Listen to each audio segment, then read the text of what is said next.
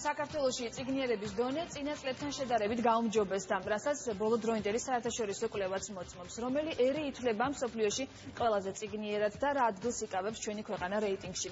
მარიამ ადამია გვერდება ამ ინფორმაციით. მარიამ, არის თუ არა დამაიმედებელი შედეგები საქართველოსთვის? ნინო, ძნელია იმის თქმა, რამდენად დამაიმედებელია ან არ არის დამაიმედებელი, თუმცა გეტყვით, რომ საქართველოს ამ მაჩვენებელში 61 ქვეყანას შორის 51 ადგილზე არის, რაც შეეხება ზოგად სურათს.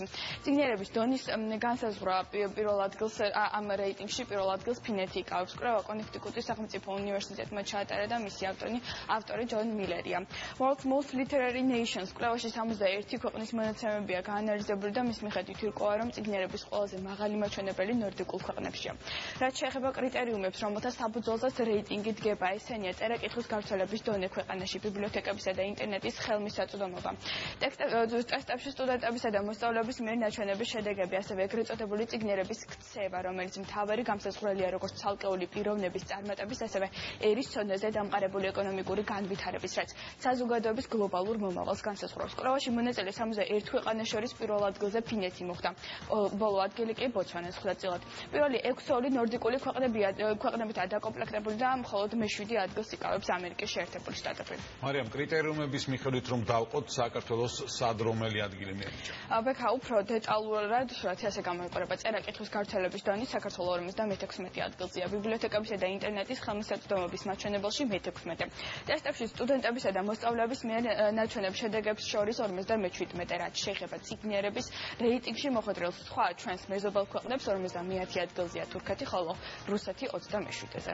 ანუ შეიძლება ვივარაუდოთ, რომ ქვეყანაში წიგნიერების დონე ამაღლდა? გვანცა უკანასკნელი წლების განმავლობაში საქართველოში ბევრმა სოციალურმა თუ პოლიტიკურმა პრობლემამ მიჩინა თავი, თუმცა კვლავ აქტუალურ თემად რჩება საქართველოში წიგნიერების დონე. ამ საკითხს წლების განმავლობაში უამრავი უცხოური თუ ქართული ორგანიზაცია იკვლევს. სამწუხაროდ საერთაშორისო კვლევების მიხედვით საქართველოში წიგნიერების დონე საშუალო მაჩვენებელზე დაბალია. ამ მოსაზრებას ამყარებს ის, რომ 2011 წლების ჩათვლით წიგნიერების საერთაშორისო კვლევაში საქართველოს საგანგაშო შედეგები აჩვენა, თუმცა დღესდღეობით ამ კვლევის შედეგებთან დაკავშირებით საქართველოს განათლებისა და მეცნიერების სამინისტრო აცხადებს, რომ უკანასკნელ წლებში ზემოთაღნიშნული შედეგები საკრძალულად გაუმჯობესდა და ასევე განათლების სამინისტრო ამ კუთხით არაერთ პროექტებს ახორციელებს. ამასთან დაკავშირებით აუცილებელია კომპლექსური კვლევა. მე შეიძლება მქონდეს ერთგვარი ილუზორული პასუხი და ვეუბნებოდე მხოლოდ ჩემი სტუდენტების ზაობას და ჩემი სტუდენტების დიდი ნაწილი არის ძალიან ნაკითხი.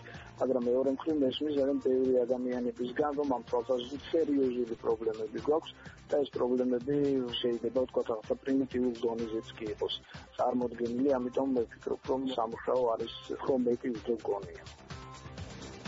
რეალობას მოკლებული არ არის ის ვარაუდი, რომ საქართველოში განათლების დაბალი დონეა და საგრძნობლად ჩამორჩება ევროპის წამყვან ქვეყნებში არსებულ ვითარებას, თუმცა უნდა აღინიშნოს ის ფაქტი, რომ მიმდინარე წლის თებერვალში გამოცემა ეკონომისტის მიერ შედგენილ სიაში, სადაც მსოფლიოს წიგნების უმსხვილესი გამომცემელი ქვეყნები მოხვდნენ, საქართველოს დიდი ბრიტანეთის, სლოვენიის, ტაივანისა და ესპანეთის შემდეგ მე-5 ადგილზე აღმოჩნდა.